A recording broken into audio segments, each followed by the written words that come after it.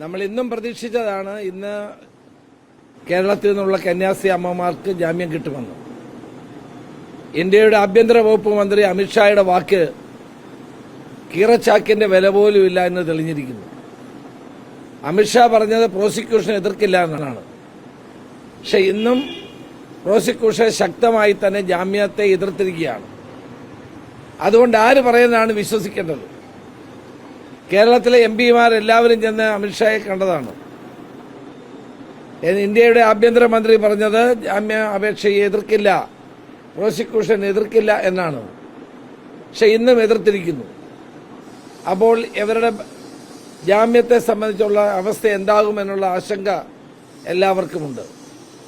ജനാധിപത്യ സംവിധാനത്തിൽ ഈ നിയമം എന്ന് പറയുന്നത് ബിജെപിയുടെ കയ്യിൽ, ബജറംഗ് ദളിന്റെ കയ്യിലേക്കാണ് എന്നുള്ളതാണ് ഇതിലൂടെ തെളിയുന്നത്. എങ്ങനെ നമ്മുടെ രാജ്യത്തിന് മുന്നോട്ട് പോകാൻ കഴിയും? ഇവിടെ ഭരണഘടന അനുവദിച്ചു തന്നിട്ടുള്ള അവകാശങ്ങളുടെ അടിസ്ഥാനത്തിലാണ് കന്യാസ്ത്രീകൾ ഉൾപ്പെടെയുള്ളവർ പ്രവർത്തിക്കുന്നത്. എല്ലാവരും, നമ്മളെല്ലാവരും ഇന്ന് ഭരണഘടനയെ തന്നെ ഇവർ തടങ്കലിലാക്കിയിരിക്കുകയാണ്.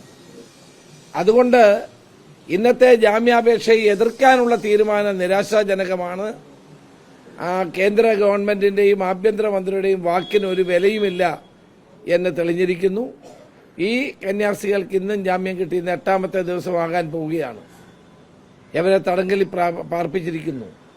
വാസ്തവത്തിൽ ഒരു ന്യായവുമില്ലാത്തൊരു കാര്യത്തിനാണ് ഇവരെ തടങ്കലിൽ പാർപ്പിച്ചിരിക്കുന്നത്. അതുകൊണ്ട് കേന്ദ്ര ഗവൺമെന്റ്, കേന്ദ്ര ആഭ്യന്തരമന്ത്രി തന്റെ വാക്ക് പാലിക്കാൻ തയ്യാറാകണം. പ്രോസിക്യൂഷനെ എതിർത്ത നടപടി ഒരിക്കലും അംഗീകരിക്കാൻ കഴിയുന്നതല്ല. എത്രയും പെട്ടെന്ന് അവർക്ക് ജാമ്യം കിട്ടാനുള്ള നടപടി ഉണ്ടാകണമെന്നാണ് എനിക്ക് അഭ്യർത്ഥിക്കാനുള്ളത്.